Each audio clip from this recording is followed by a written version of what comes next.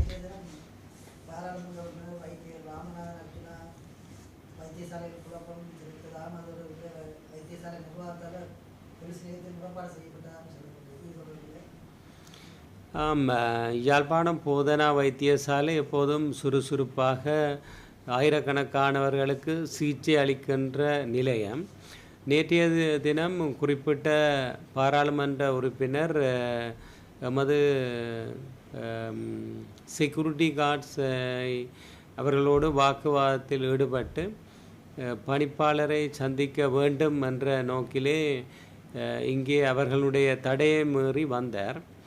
நான் அவர் வந்து எனக்கு முன்னால் இருக்கையில் இருந்ததும் அவரிடம் நான் கேட்டேன், நீங்கள் வருவதாயின் தயவு செய்து அனுமதி ஒன்றை பெற்றே வர வேண்டும், ஏனெனில் இங்கு வைத்தியசாலைகளுடைய முக்கிய கடமைகள் இருக்கின்றன. இருப்பினும் அவர் தனக்கு வந்தபடி வார்த்தைகளை பிரயோகம் செய்தார். குறிப்பாக அவர் தன்னை சேர் என்று அழைக்கும்படி கேட்டார். அதை நான் அழைக்க முடியாது என கூறினேன். உங்களை கௌரவ பாராளுமன்ற உறுப்பினர் என அழைக்க முடியும் என கூறினேன். பின்னர் அவர் என்னை இந்த கடமையிலிருந்து நீக்கப் போவதாக கூறினார். நான் அதையும் நீங்கள் இயலுமாயின் செய்து பாருங்கள் என்று கூறினேன். பின்னர் என்னை பாராளுமன்றம் அழைத்து பாராளுமன்றத்தையும் காட்டி அங்கே கேள்வி கேட்கப் போவதாகவும் கூறினார். பின்னர் என்னை வெளிநாட்டுக்கு தப்பி ஓடும்படி கூறினார். இவை அனைத்தும் எனக்கு எந்த விதமான பாதிப்பையும் ஏற்படுத்தவில்லை. இருப்பினும் என்னுடைய கடமை நேரத்தில் ஒரு இடையூறாக இவற்றை செய்ததை நான் போலீஸில் முறையிட்டிருக்கின்றேன்.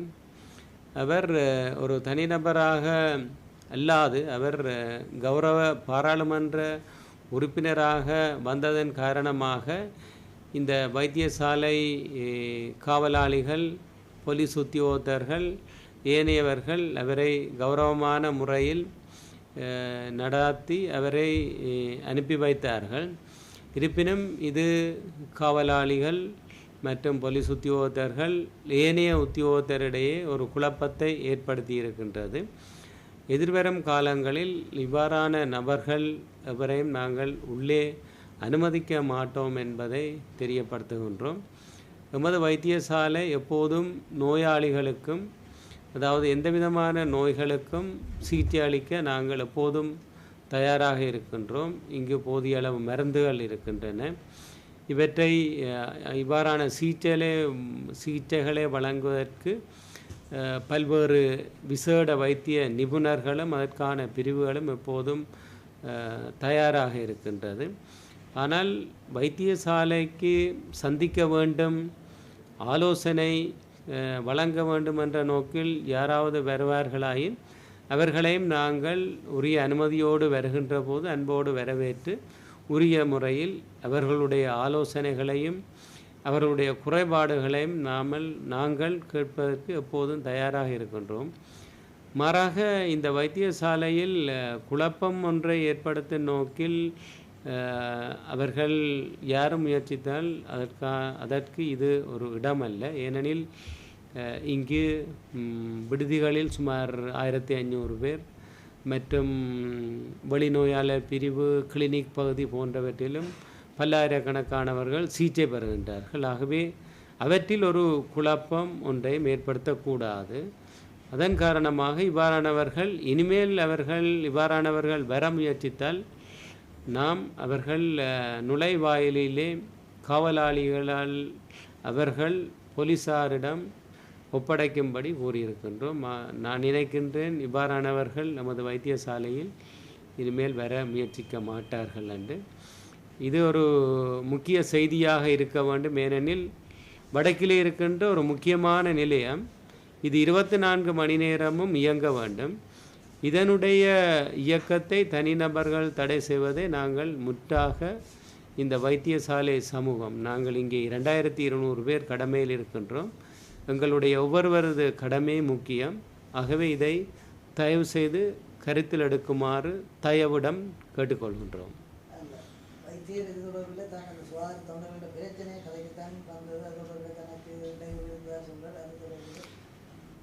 2 வருடங்களுக்கு முதல் எமது துணை பணிப்பாளர் சில தொண்டர்களை பயிற்சிக்காக உள்வாங்கியிருந்தார். அவர்கள் 3 மாத பயிற்சியின் பின்னரும் அவர்கள் தாங்களாக விரும்பி வந்து கடமை புரிவதாக கூறியிருந்தார்கள்.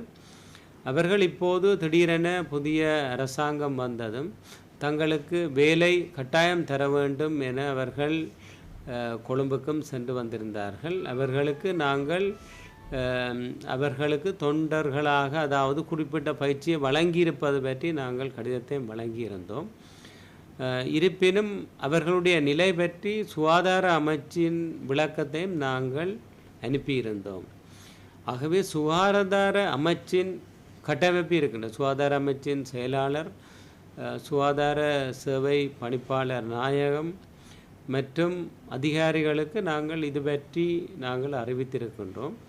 இதுதான் எங்களுடைய சாதாரண, அதாவது நாங்கள் ரிப்போர்ட் பண்ணுகின்ற நடைமுறை. சாதாரணமாக ஒரு கௌரவ பாராளுமன்ற உறுப்பினர் அல்லது யாராவது இந்த கட்டமைப்புக்கு வெளியே இருந்து அவர்கள் எங்களை கேட்கின்ற போது நாங்கள் தகவல்களை வழங்க முடியும். ஆனால் அவர்கள் அச்சுறுத்தல் செய்யும் வகையில், குழப்பம் ஏற்படுகின்ற வகையில் அல்லது ஏதாவது அடாவடித்தனம் செய்கின்ற வகையில் ஈடுபடுவதற்கு நாம் ஒருபோதும் இடமளிக்க மாட்டோம். இது பொதுமக்களுடைய வைத்திய சேவை நிலையம். ஆகவே அதை நாங்கள் மீண்டும் வலியுறுத்த விரும்புகின்றோம்.